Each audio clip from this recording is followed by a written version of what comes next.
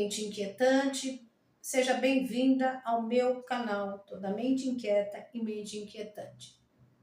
Passei mal na sexta-feira, tive que descansar no sábado, no domingo comecei a me recuperar, aí ontem me deu dor de estômago de novo, fiquei assim até hoje de manhã. Mas vamos em frente, que agora já estou melhor.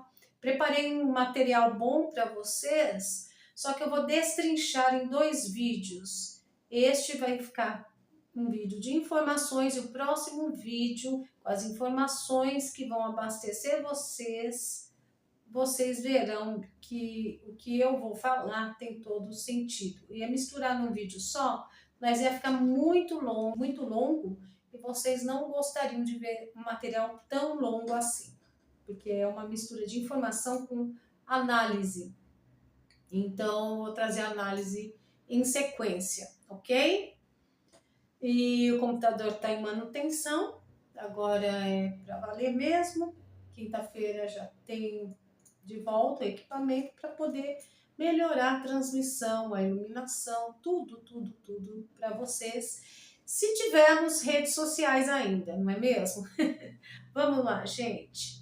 Eu vou começar com um vídeo do Alan dos Santos, que mostra a sutileza da cabeça pensante do PT, o vulgo Daniel, mostrando como que estão agindo para desapropriar terras e passar para a China. Vocês se lembram do vídeo que eu mostrei uma moça reclamando que o pessoal do Rio Grande do Sul não podia voltar para sua propriedade porque o pessoal estava impedido de retornar, porque o desgoverno não estava permitindo que as pessoas retornassem às suas terras onde cresceram, terras inclusive de pais, avós.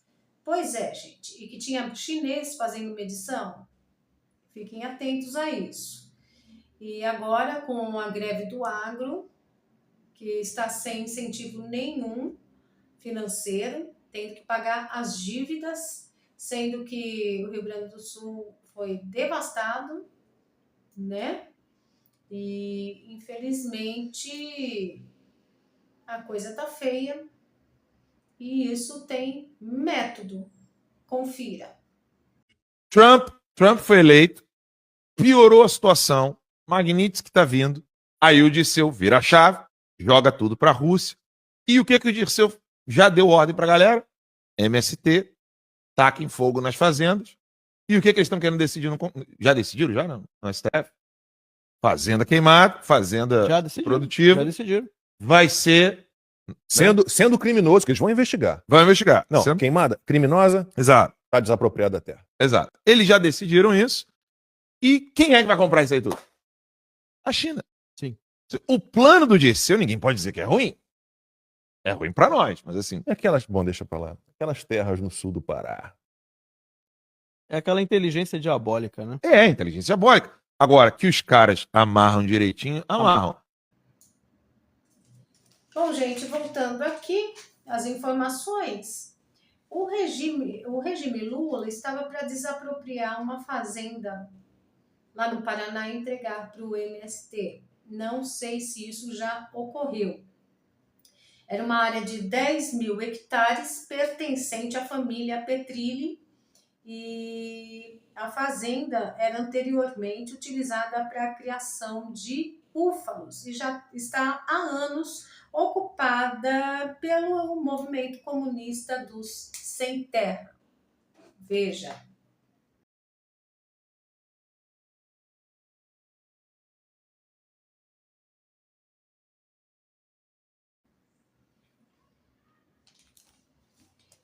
E, gente, agora tem mais uma. O MST pede a demissão do ministro do Lula por inação nas invasões. Como assim? O desgoverno está garantindo as invasões?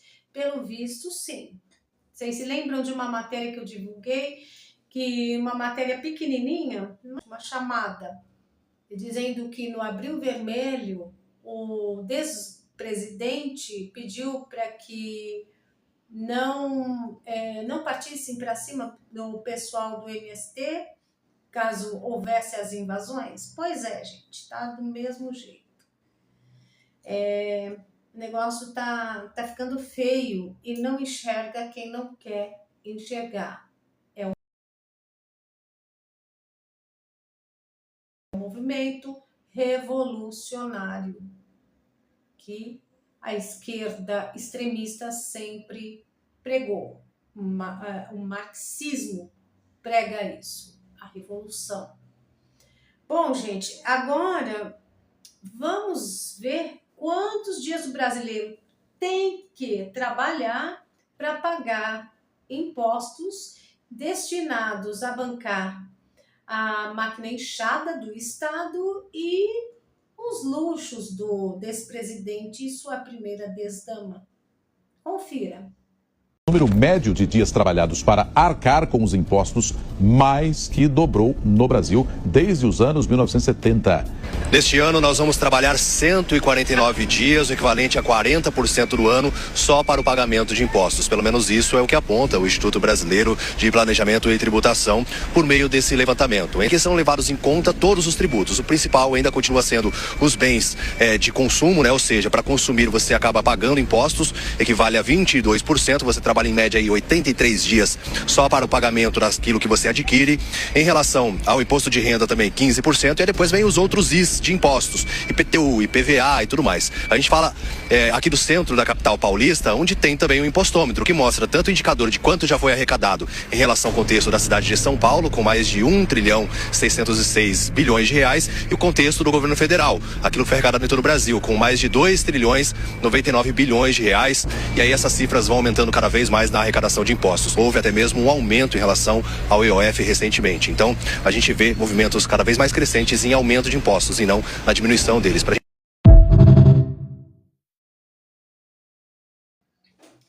Falando em impostos, o deputado Gaia entrou com um projeto de lei que visa barrar o aumento de impostos, que sempre sobra para o bolso do cidadão. Veja aí.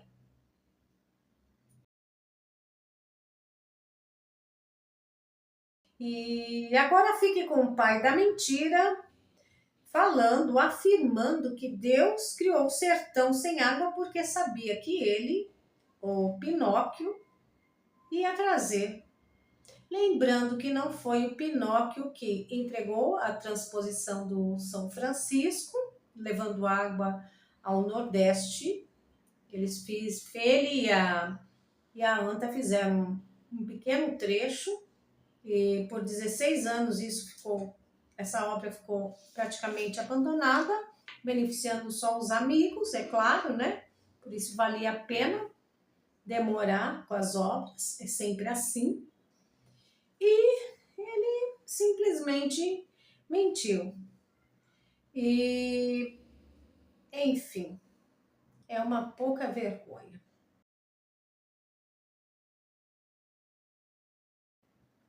Vamos ver o que o deputado Gaia fala a respeito disso, colocando esse senhor no devido lugar. Gente, isso aqui não é engraçado. Sinceramente, eu não achei a menor graça. Eu sei que tem coisas que a Janja e que o Lula falam por aí que acabam virando memes e viralizam por serem ridiculamente engraçados, como abrido, problema, irresponsável, ou Lula falando se tá caro não compra, mulherzinha do FMI, tem várias coisas. Mas isso que ele falou na Paraíba ontem não é engraçado, isso é extremamente preocupante. Nós estamos lidando com alguém que está totalmente alucinado. Foram duas falas que ele falou a poucos segundos de distância uma da outra, que num país normal essa pessoa seria elevadamente para fazer um exame de capacidade cognitiva, um exame de sanidade mental. Neste primeiro vídeo, esse primeiro trecho de 6 segundos, que passou despercebido, porque o que ele falou logo depois foi tão absurdo que isso aqui as pessoas esqueceram. Mas aqui, ele lá na Paraíba, fingindo que estava entregando a transposição do Rio-São Francisco. Na verdade, todo mundo sabe que entregou a transposição do Rio-São Francisco foi Bolsonaro. Lula, na verdade, fechou as válvulas, tá? Ele fechou a transposição do Rio, deixou o povo 2 anos sem água e agora ele vai lá abrir as válvulas para parecer que é ele que está entregando, tá? É a maldade desse cara. Ele aqui fala que as mães do Nordeste dão cachaça ou davam cachaça para seus filhos. Olha isso aqui. Muitas vezes aqui no Nordeste, a mãe dava cachaça para uma criança para poder matar a fome ou enganar a fome dela. Quer dizer que para enganar a fome, as mães davam cachaça para crianças. Ele fala isso na maior natural. Eu fico pensando nesse povo que está aqui atrás, a vergonha que eles não devem sentir. Mas calma. Isso já seria o bastante para ser um escândalo, né? Falar que mães do Nordeste dão cachaça para os filhos. Isso já deveria ser um escândalo. Mas que ele consegue piorar. Que é esse trecho aqui. Vamos lá. Vamos lá. Antes de você entrar, vamos contextualizar.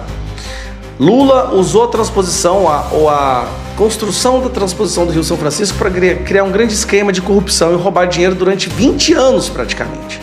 Nunca entregaram e nunca entregariam a transposição do Rio-São Francisco, que levaria água ao Nordeste. Chegou Bolsonaro e conseguiu fazer isso em 1 ano e meio. Em 1 ano e meio, Bolsonaro concluiu e entregou. E a água começou a fluir. Lula chega à presidência e, de repente, curiosamente, a água para de fluir. Povo de São Paulo. Eu já fiz vários vídeos aqui mostrando onde a água corria, não corre mais. O Lula fechou as válvulas. O governo do Lula. Por quê? Máfia dos carros-pipa, que enriquece absurdamente o pessoal da esquerda lá no Nordeste. Então eles precisavam dos carros. E também a máfia lá do perfuração de poços. Beleza, fechou. Agora tá chegando a época eleitoral. O que o Lula pensou? Agora eu vou entregar, eu vou abrir a válvula e sair no Nordeste falando que sou eu que estou fazendo a transposição do Rio-São Francisco. Só que nisso ele proferiu a mais absurda e insana frase que esse cabra já falou. Não tem explicação isso aqui. Era uma obra que muita gente não acreditava que a gente pudesse fazer. Aqui tá falando que a obra do Rio-São Francisco foi dele. Na verdade não foi, todo mundo sabe disso. Porque fazia 179 anos. Eu não estou falando de 10 anos, estou falando de 179 anos que se prometia água para essa região. Você prometia água boa parte desse tempo, né? E eu, graças a Deus, descobri uma coisa. Deus deixou o sertão sem água porque ele sabia que eu ia ser presidente da República e que eu ia trazer água para cá. Era uma obra. Meu Deus do céu. Deus deixou o sertão sem água porque ele sabia que eu ia ser presidente da República e que eu ia trazer água. Deus, vamos traduzir.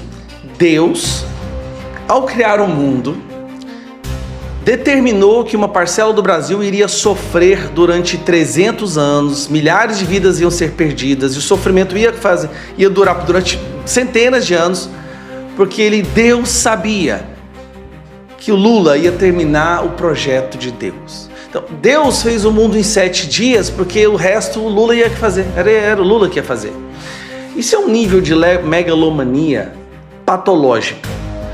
Assim, sinceramente, por mais que uma pessoa possa ser narcisista, tal, ela falar uma coisa dessa para um público, e o público ainda bater palma, a preocupação é essa. Tá na Paraíba, é o povo nordestino batendo palma para isso. Lula fala que ele é escolhido por Deus para acabar com o sofrimento que Deus criou para que ele pudesse acabar. Na cabeça do Lula, Deus foi maldoso. Eu vou deixar esse povo sofrer, porque daqui um dia vai vir o Lula e vai... Olha a loucura disso aqui, gente. Agora, pode ter certeza que a imprensa vai vir com não foi isso que ele quis dizer, não é bem assim. Pode ter certeza que eles vão vir com esse papinho. É o cúmulo da insanidade. Uma frase dessa já deveria obrigar esse cara a fazer um exame mental, porque não tem cabimento. Mas, obviamente, a imprensa vai passar pano. Nem toda a imprensa, uma boa parte da imprensa que apoiou ele a chegar lá já tá de saco cheio, isso é verdade. Mas vai vir Daniela Lima e Miriam Leitão passando pano. E pior de tudo, é o Lula que fechou a transposição do Rio-São Francisco durante 2 anos para o povo sofrer, vai lá e abre novo para se posar como grande benfeitor, que na verdade ele usava esquema para roubar. Se isso não faz seu coração ferver com indignação, então você tá morto por dentro. Pois é, gente, acho que o senhor que desgoverna o Brasil está com síndrome de Deus. O que você acha? Deixa aqui no comentário. E é muito triste porque a gente vê que esse povo não tem limite. A que ponto chega a maldade desse povo? E quando dizem que comunista é psicopata, eu não duvido. Acho que todo comunista tem um pingo de psicopatia.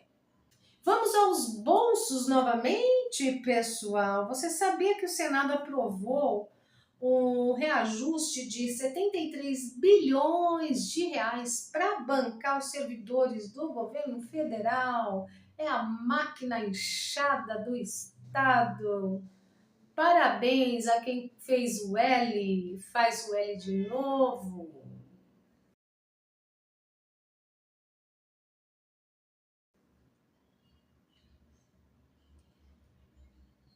E como se o que está ruim não pudesse piorar, olha só a seguinte notícia que a Oeste traz. Conclave da Boca. Pode?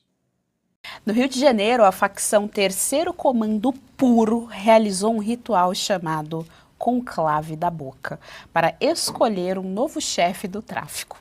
A cerimônia ocorreu após a morte de Thiago da Silva Fólio, TH, em confronto com a polícia.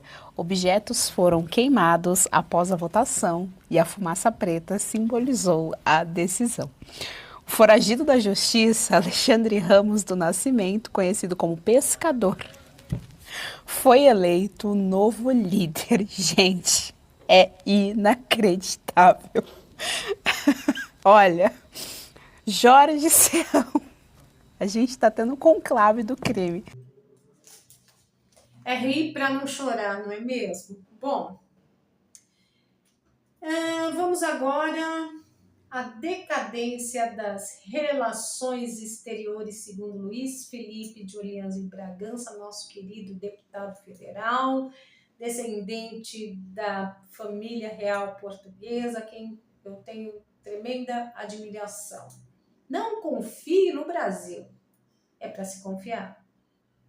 Não confie no Brasil, não confie no brasileiro. Ele pode ser um vinculado a um terrorista ou um vinculado a um grupo criminoso. Olha, eu estou muito preocupado com relação às relações exteriores do Brasil. Já somos considerados aí um país que abriga grupos terroristas. E temos grupos organizados, crime organizado no Brasil, que tem vínculos com esses grupos. E nós sequer os nomeamos como tal. Sequer o nosso Ministério das Relações Exteriores validam que existem grupos organizados aqui no Brasil, seus nomes e seus vínculos com grupos terroristas externos. Não é só o Hamas que eles hesitaram em comunicar como sendo um grupo terrorista. Temos Hezbollah, temos Al-Qaeda, Talibã e vários outros. Nenhum desses o Brasil reconhece como sendo um grupo terrorista. Isso, meus senhores, vai precarizar a cidadania brasileira. Em que pese a ONU não se manifeste também, as medidas que vão ser usadas contra o Brasil são medidas unilaterais. Não é a ONU que vai fazer qualquer sanção de visto. Não é a ONU que vai fazer qualquer criminalização de indivíduos. Serão países individualmente, especificamente aqui os Estados Unidos tomou a liderança, mas outros também podem vir nessa sequência, precarizando a cidadania brasileira, a considerando como sendo uma vinculada e amiga de grupos terroristas e narcotraficantes mundiais. Então nós temos aqui um grande déficit de relações exteriores, é uma precarização completa das nossas relações que foram construídas a partir de Rio Branco. E diga-se de passagem, Rio Branco sobe exatamente para dar credibilidade aos governos moribundos que assumiram a República. Rio Branco tinha o seu título, era enaltecido pelo Império Brasileiro e assumiu uma postura para fazer essa transição entre o Império Brasileiro e a República. E claro, depois de Rio Branco, tudo desandou. O Brasil nunca foi um país de confiança. E agora, não nomeando os terroristas e os grupos criminosos organizados que já estão no Brasil e que têm vínculos com organizações brasileiras, nós simplesmente dizemos ao mundo: não confie no Brasil, não confie no brasileiro. Ele pode ser um vinculado a um terrorista ou um vinculado a um grupo criminoso. Extremamente ruim essa postura do governo brasileiro. Isso é irrevogável. Essa decadência das relações exteriores com esse governo não consegue se recuperar. Então nós temos que ver um novo governo para a gente, quem sabe, ter uma luz de reconquista de cidadania brasileira perante os outros cidadãos do mundo. Eita, eita, eita. E você sabia que o CV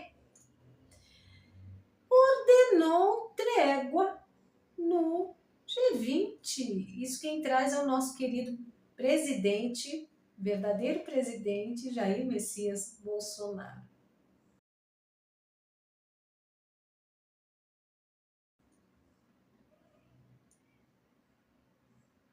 E dizem que o Brasil não é um narco-estado, não é mesmo? Sanções virão, nós sabemos, e os Estados Unidos são só o começo delas.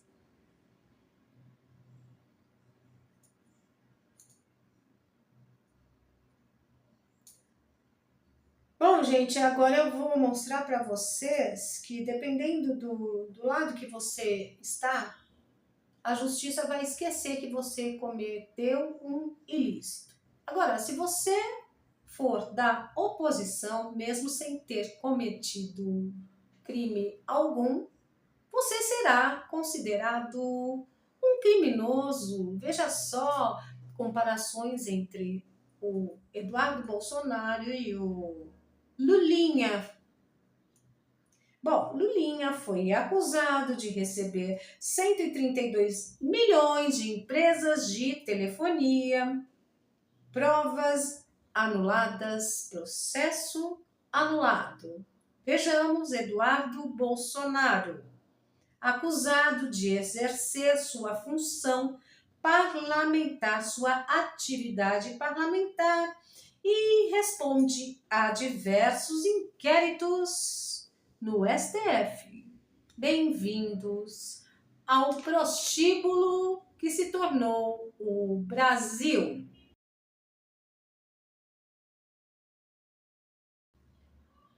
O próprio ex-presidente e sua primeira desdama defendem veementemente a censura nas redes sociais aos moldes chineses. Vejam só que fofura.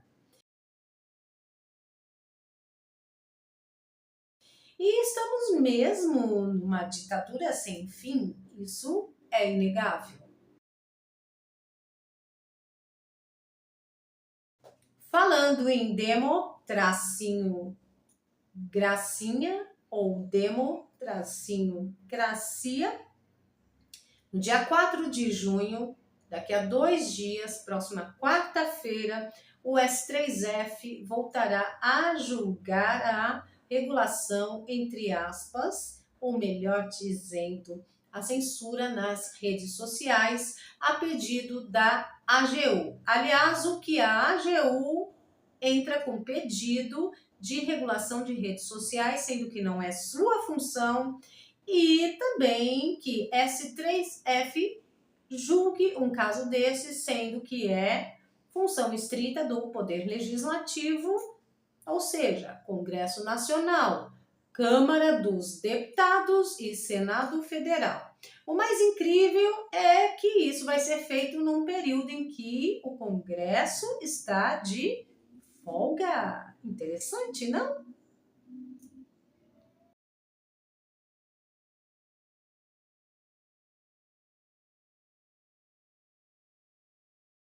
Atenção para essa notícia. Isso pode impactar sua liberdade nas redes sociais. O STF marcou para o dia 4 de junho a retomada do julgamento que deve regular as redes sociais. O Judiciário julgará na próxima quarta-feira a ação sobre o Marco Civil da Internet. Mas o que ninguém te conta é que os iluministros vão fazer isso na calada da noite, quando nenhum deputado e nenhum senador estará no Congresso Nacional, pois será recesso. O senhor matou a charada. Marcaram para o dia 4 de junho, semana que vem. Não vai ter nada aqui. Congresso fechado. As maldades são feitas exatamente nessa situação. Coincidência?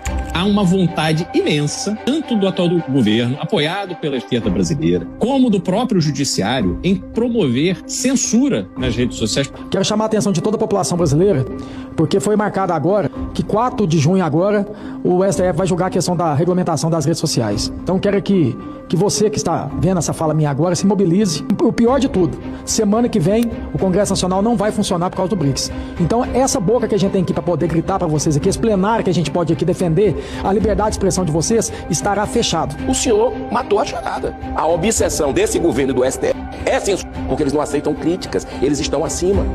É um regime. Não vai ter nada aqui. Congresso fechado. As maldades são feitas exatamente nessa situação. Então a população brasileira que está nos assistindo, nós temos as redes sociais ainda. E eles ameaçaram, viu? Ministro Flávio Dino era ministro da Segurança e da Justiça do Lula. Ele disse, se o Congresso não fizer a regulação, das redes sociais, ou nós, do governo Lula, vamos fazer, ou o Supremo vai fazer. Ele cantou a pedra. É um vilipêndio à nossa Carta Magna e nós precisamos que a população participe desse momento urgente. Vamos ver agora como a esquerda pode acusar pessoas de direita a seu bel prazer, pode acusar, pode fazer atrocidades contra a direita, inclusive gravando vídeos e nada acontece. Nessa Santa Catarina, né, que lugarzinho, né, cheio de nazista aqui, cheio de racista, cheio de gente bosta. Agora temos um muro pra mostrar pra vocês. Olha que belezura esse muro. Só que diz que o dono dali, um deles é aposentado da polícia, grandes bosta, né? Aquele risco de eu tomar uma chamada, tudo mais, tomar um bambu nas costas. Ou sei lá o que pode acontecer nas ruas nessa Santa Catarina, né, que lugarzinho, né, cheio de nazista aqui, cheio de racista, cheio de gente bosta. Ou não lida. Tem um outro murinho ali na frente, que é da família ali. E também é suave, mas é mais na avenida e nós estamos cagão ultimamente. Passou uma viatura que só vai passar daqui a 2 horas agora, porque aqui em Floripa quem não passa viatura nunca nesse lugar, né? Floripa aqui só vem justamente quando é pra azedar. Temos um muro, temos tinta, não sei se eu tenho tinta suficiente também. Eu vou comprar mais uma cerveja ali, tomar essa coragem e escrever alguma coisa nessa parede aí, entendeu? Bem-vinda ao novo normal, mente inquieta. Bem-vinda ao novo normalmente inquietante. Agora vai o recado do agro para você. O agro pede justiça, porque sem crédito do Plano Safra, o agro brasileiro está ameaçado e começou mesmo a paralisar na semana passada, creio que no dia 25.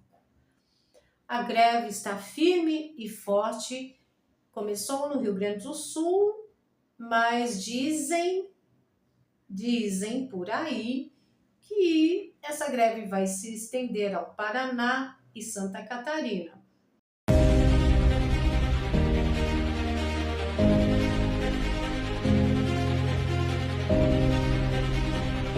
O agro gaúcho parou, e não é só por eles, é por todos nós. Agricultores do Rio Grande do Sul estão nas estradas, lutando pela sobrevivência. Foram devastados por enchentes, castigados pela seca, e agora estão sendo traídos por um governo que cortou o crédito do Plano Safra. O que mais produziu no Brasil agora está de joelhos. E sabe o que o governo diz? Não tem dinheiro, mas tem bilhões para luxos, propaganda e aliados. Eles querem quebrar o agro para depois tomar as terras. Mas o povo do campo reagiu e o Brasil inteiro precisa reagir também. É hora de paralisação geral. O agro, os caminhoneiros, os comerciantes, a indústria. Ou o Brasil para agora ou eles vão destruir tudo que construímos. Compartilhe esse vídeo, apoie o agro, entre nessa luta. Se você quer comida na mesa, defenda quem planta. O Brasil é maior que esse governo.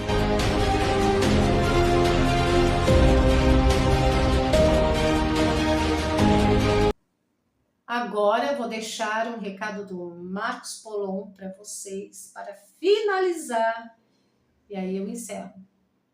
Clubes de tiro estão fechando, lojas de armas estão quebrando, você está sendo desarmado e sim, isso tem método. Junto com isso, a liberdade de expressão está sendo cerceada, o Estado está calando todo mundo e sim, isso tem método. Direitos e garantias fundamentais, como o direito de propriedade, está sendo ultrajado e sim, isso tem método, faz parte de um processo de dominação e de tomada de poder. É isso que você tem que entender. É tempo de reagir, é tempo de lutar, é tempo de manter firme contra esse sistema de opressão. Como? Não desistindo, não se entregando, não se curvando. A luta é espiritual. É o combate do bem contra o mal. E se nós fraquejarmos, se nós duvidarmos, se nós entregarmos os pontos, eles vão vencer. E nós não podemos permitir que isso aconteça, senão por nós, pelos nossos filhos e pelos filhos dos nossos filhos.